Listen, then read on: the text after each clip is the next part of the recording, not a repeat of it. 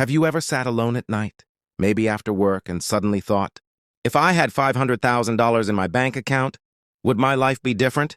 $500,000. It sounds like a finish line, like the moment when all the stress, all the overtime, all the discipline finally pays off. In your head, it feels simple. Invest it safely. Earn 4 to 5% a year. Leave off the returns. No more alarm clocks. No more pointless meetings. No more pretending to be motivated on Monday mornings. Just live. Calm, free, done. But pause for a second. Why does that number feel so enough? Is it truly enough? Or are we just tired? Most people don't actually want to become ultra-wealthy. They just want to stop feeling exhausted. Exhausted from working hard while their savings grow slowly. Exhausted from watching prices rise faster than income. Exhausted from doing everything right, but still feeling stuck. And so $500,000 becomes emotional. It becomes an escape button. But before we chase that number, we should ask something deeper. Are we really chasing freedom? Or are we chasing relief? Be honest with yourself. How long have you been working? 5 years? 8? Maybe more than 10? You wake up early. You show up. You try to be responsible. You're not reckless. You save. You invest a little. You try to think long-term. And yet, it still feels stagnant. Your salary increases slightly. Living costs increase faster. Your savings grow, but slowly. You're running, but the treadmill keeps moving too. Every month you check your balance. There's progress, but not enough to feel safe. Then you calculate in your head, at this rate, how long until I'm truly free? The answer is uncomfortable, very long. On social media, others seem ahead. Some claim financial freedom at 30. Some run businesses. Some look relaxed while still earning. And you don't necessarily feel jealous. You just question, I've been disciplined. Why does it still feel far? So your brain looks for a breakthrough number, a leap. And $500,000 feels like that leap. Big enough to change everything. But what if the feeling of stagnation isn't only about money? What if it's about playing the same level over and over again? Income rises a bit. Lifestyle rises with it. Bonus comes in. Spending adjusts. Technically, you move forward. Emotionally, you stay in place. And that's exhausting. Now let's slow down and use numbers. $500,000 invested conservatively at 5%. That's $25,000 per year. Around $2,083 per month. At first glance, that seems decent. But is it enough for 30, 40 years? Before taxes, before inflation, before medical costs, before unexpected crises. If inflation averages 3% annually, your purchasing power slowly shrinks. In 20 years, $2,000 a month won't feel like $2,000 today. If markets dip and returns drop, withdrawing the same amount eats into your principal. Once principal shrinks, future returns shrink too. It's like cutting branches off a fruit tree. Less tree, less fruit. The hard truth? $500,000 is big, but it's not invincible. For most people, it's not a permanent, do-nothing forever number.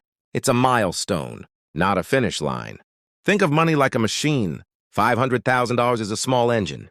It produces energy, returns, but engines wear down. Performance fluctuates. Money isn't a giant battery you slowly drain. It's more like a small factory.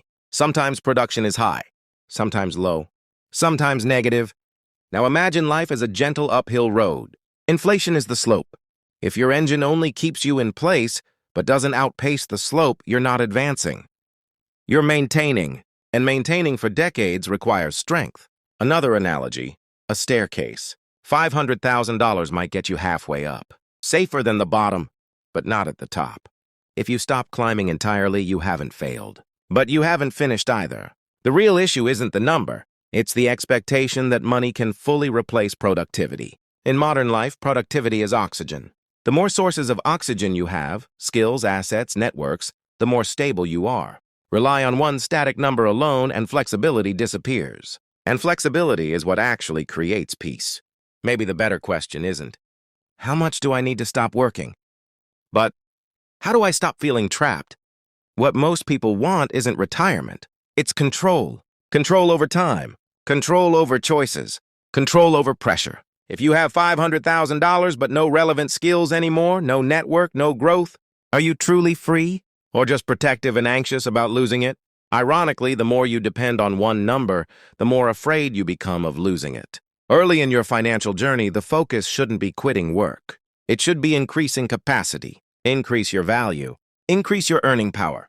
Convert active income into assets. Assets are the result of capacity, not the replacement for it. Freedom isn't about doing nothing. It's about having options. 1, increase income before obsessing over cutting expenses. There's a limit to saving. There's more room in earning. 2, calculate your real living cost honestly. Not extreme minimalism. Not fantasy luxury. Real numbers. 3, build productive assets consistently. Long-term investing. Disciplined allocation. No hype chasing. 4, diversify income streams, not just investments. 1 income, 1 dependence. Multiple incomes. Options. 5, don't make never working again your main goal. Make working by choice your goal. That shift changes everything. Maybe the real question isn't whether $500,000 is enough.